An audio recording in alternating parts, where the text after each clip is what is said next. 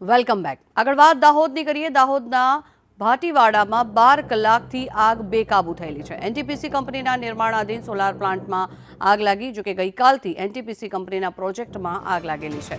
3 જિલ્લાના fire fighter ઘટના સ્થળે પહોંચ્યા હતા। ફાયર વિભાગ દ્વારા આગ પર કાબૂ મેળવવાના પ્રયાસ હાથ ધરવામાં આવી રહ્યા છે। જો કે કંપનીમાં આગ લાગવાનું કારણ હજી અકબંધ છે। કયા કારણોસર આગ લાગી છે તેની જાણકારી પ્રાપ્ત નથી થઈ, પરંતુ આગ દ્વારા ભીષણ રૂપ ધારણ કરવામાં આવ્યું છે। આ દ્રશ્યો આપ જોઈ રહ્યા છો। આ એનટીપીસીના કંપનીના પ્રોજેક્ટમાં જે આગ લાગેલી છે તે આગના દ્રશ્યો છે। ફાયર વિભાગ દ્વારા સતત કલાકો સુધી પાણીનો મારો ચલાવી આગ પર કાબૂ મેળવવાનો પ્રયાસ હાથ ધરવામાં આવી રહ્યો છે।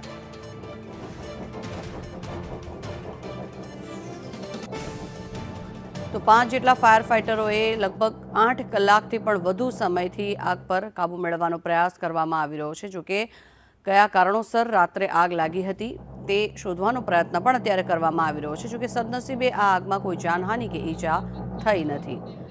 વધુ માહિતી મેળવીએ। સંવાદદાતા હેમલ પંચાલ આપણી સાથે જોડાયા છે।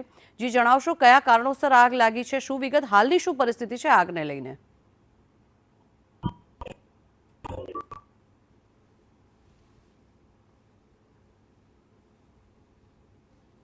જી હેમલ।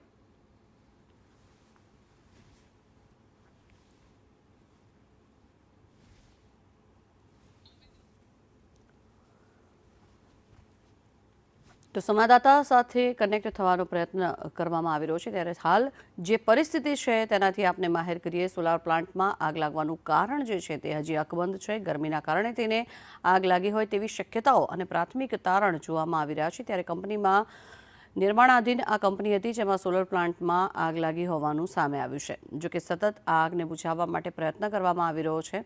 ફાયર બ્રિગેડના જવાનો દ્વારા પણ સતત આગની ઉપર પાણીનો મારો ચલાવવામાં આવી રહ્યો છે અને આગને બુઝાવવાના પ્રયત્નો હાથ ધરવામાં આવી રહ્યા છે। આ બંને દ્રશ્યો જે આપ જોઈ રહ્યા છો, જેમાં આગ બુઝાવવા માટે સતત પ્રયત્નો હાથ ધરવામાં આવી રહ્યા છે। પાણીનો મારો જે રીતે ચલાવવામાં આવી રહ્યો છે, જેથી કરીને આગ પર કાબૂ મેળવી શકાય। સતત છેલ્લા 8 કલાકથી આ આગને બુઝાવવા માટેના પ્રયત્નો હાથ ધરવામાં આવી રહ્યા છે। જો કે હજી સુધી કયા કારણોસર આગ લાગી છે તે જાણી શકાયું નથી, પરંતુ આગે ખૂબ જ વિકરાળ સ્વરૂપ ધારણ કર્યું છે, જેના કારણે તેને આસપાસના વિસ્તારો પર પણ તેની અસર જોવા મળી રહી છે।